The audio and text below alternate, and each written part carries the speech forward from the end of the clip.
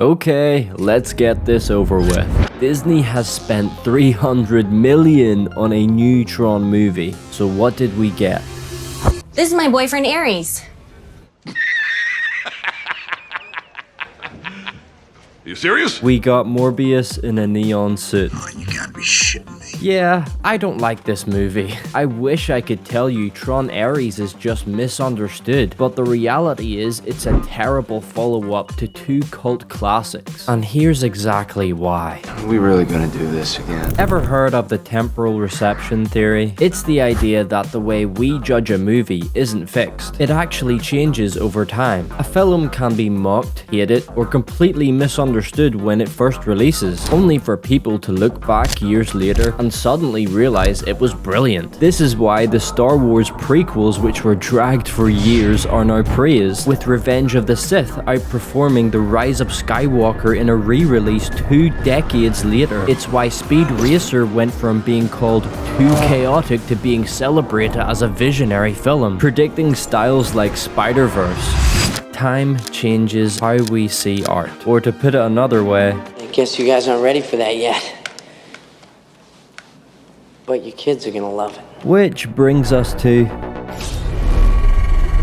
Tron Legacy. It's the kind of sequel you can jump into without doing your homework. You don't need to re-watch the original Tron to understand what's happening, yet we still care about Kevin Flynn, the father of the main lead, Sam. At its core, Tron Legacy is about perfection and the human connection that exists around it. It values emotional clarity. The audience needs to know who this story belongs to and why they should be invested. It's Sam's story, but it doesn't forget where it came from. The film opens with both characters, and for longtime fans, it's reassurance. Kevin hasn't been erased or sidelined. He's foundational. Before Sam takes over, the movie sets the expectation that Kevin will play a meaningful role in the story to come. Can we play doubles on the same team?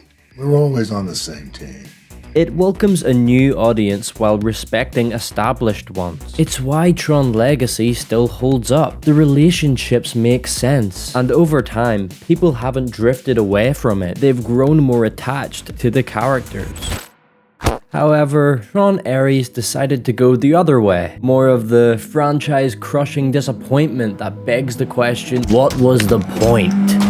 When a film loses that sense of connection, it doesn't age better. A decade later and the franchise returns with a mostly new cast, heavy on nostalgia bait. Classic. Look, the idea of the grid entering the real world is interesting, but to me, this movie feels more like a spin-off. Fun in places, but with no real impact. The movie is about impermanence, which ironically describes how audiences felt about it. One of the biggest reasons people skipped theaters is what I like to call the Leto effect. On a statistical level alone, people simply don't trust a movie where Jared Leto is the lead. And once I finally watched it, the real issues became obvious. The film doesn't include Tron. It isn't about Sam or Quorra. It's about Ares, a character we don't know. The story forces empathy into him, but he never earns it. He's pushed around by the plot because that's who the script needs him to be. Even the return of Kevin feels less like a passing of the torch and more like a band-aid. In Legacy, Quorra was supposed to change everything. She's an ISO. The last ISO. She's the miracle man. A digital frontier to reshape the human condition. In our world, she could change everything. And Ares replaces that with a permanence code and asks us to feel the same excitement. You're just a cheap fucking knockoff. Eve feels less like a character and more like a tool to deliver exposition. There's no investment. When the credits rolled, she still felt like a stranger. Tron Legacy ends with intent. I'm taking the company back, Alan.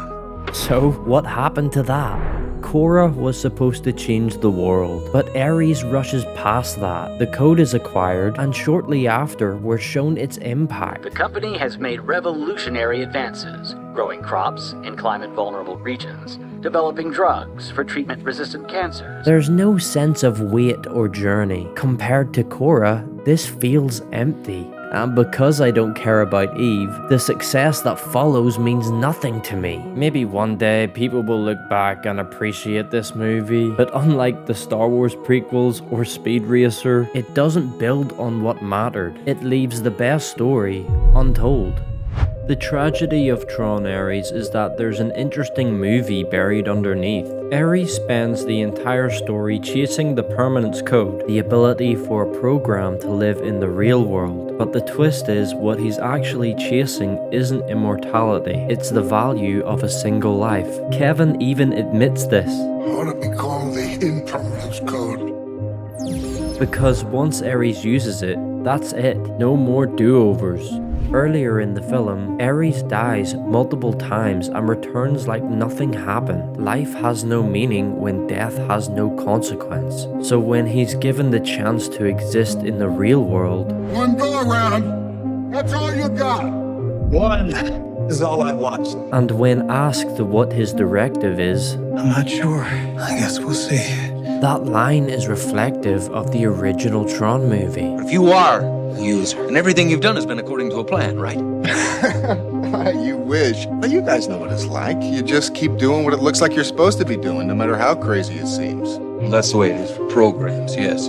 I hate to disappoint you, pal, but most of the time that's the way it is for users, too. Both scenes say the same thing. Whether you're a program or person, you move forward without knowing the plan. You find purpose by living, not by being told what it is. I'm a user. I'll improvise. But here's the problem. Tron Legacy exists, and Ares knows it. That's why it dangles photos of Sam and Quorra, teasing a future it refuses to commit to. When you revive a franchise without the characters people care about, you're not building excitement. You're breaking trust. Audiences are left asking, why should I be invested if the real story is happening somewhere else? Let's just reconvene in another couple of years, huh? What do you say?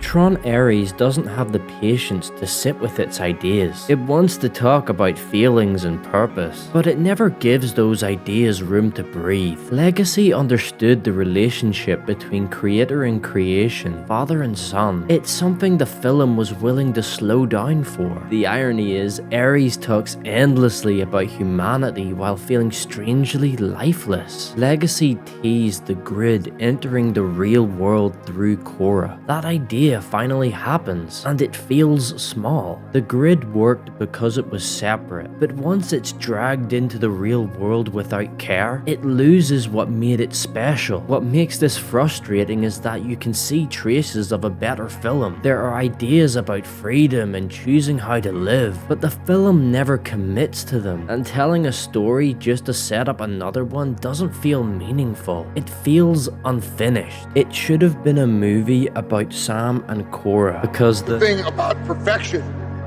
is that it's unknowable. It's impossible, but it's also right in front of us all the time.